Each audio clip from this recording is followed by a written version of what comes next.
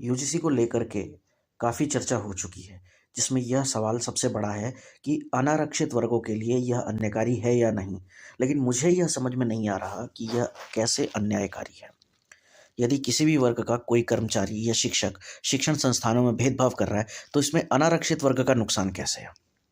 इस अधिनियम का उद्देश्य यह कहता है कि किसी भी धर्म, नस्ल, जाति, लिंग, जन्मस्थान या दिव्यांगता के आधार पर अनुसूचित जनजाति, अनुसूचित जाति, सामाजिक एवं शैक्षिक रूप से पिछड़े वर्ग, आर्थिक रूप से कमजोर वर्ग, दिव्यांगजन अथवा इनमें से किसी भी सदस्यों के विरुद्ध भेदभाव का उन्मूलन करना इसका उद्देश्य है।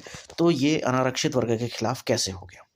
इसके उद्देश्य में आर्थिक रूप से पिछड़े वर्ग यानी ईडब्ल्यूएस की बात भी की गई है, जो कि अनारक्षित वर्ग का ही हिस्सा है। तो ये उस अनारक्षित वर्ग के खिलाफ कैसे हो गया?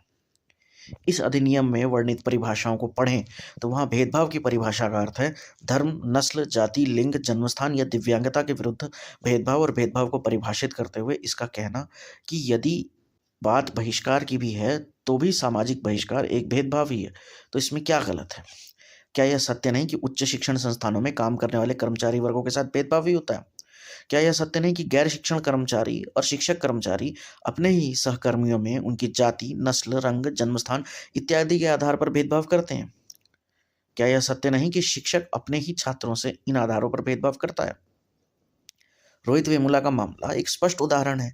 मुझे यह बताइए कि इस परिभाषा से ये अनारक्षित वर्ग विरोधी कैसे हो गया? यहाँ जाति आधारित भेदभाव का अर्थ अनुसूचित जाति, अनुसूचित जनजाति और अन्य पिछड़ा वर्ग के विरुद्ध होने वाला जातिगत भेदभाव है।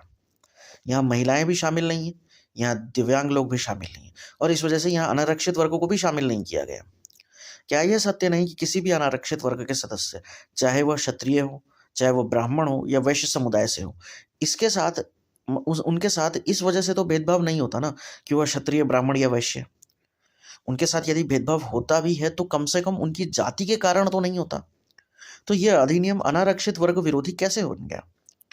इस अधिनियम में छात्र का अर्थ वह छात्र भी है जो ऑनलाइन शिक्षा में सहभागी है। क्या यह सत्य नहीं कि कमेंट सेक्शन में जातिगत टिप्पणियां करने वाले भी यही छात्र हैं? इस परिभाषा से यह अधिनियम अनारक्षित वर्ग विरोधी कैसे हो गया? इस अधिनियम के अनुसार समता समिति में 10 सदस्य होंगे, जिनमें से 5 आरक्षित होंगे और 5 के लिए आरक्षण की जरूरत ही नहीं है। तो यह अधिनियम अनारक्षित वर्ग के खिलाफ कैसे हो गया?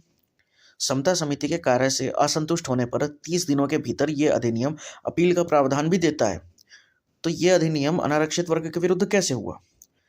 अगर आप इस अधिनियम से मुंह मोड़ रहे हैं तो सच यह है कि उच्च शिक्षण संस्थानों में छात्र, शिक्षक और कर्मचारियों के साथ होने वाले भेदभाव से आप मुंह मोड़ रहे हैं। एक अंतिम बात, सरकार ने पिछले साल फरवरी में इसका मसौदा जारी किया था। आप उस पर भी विरोध कर सकते थे, लेकिन आपने नहीं किया।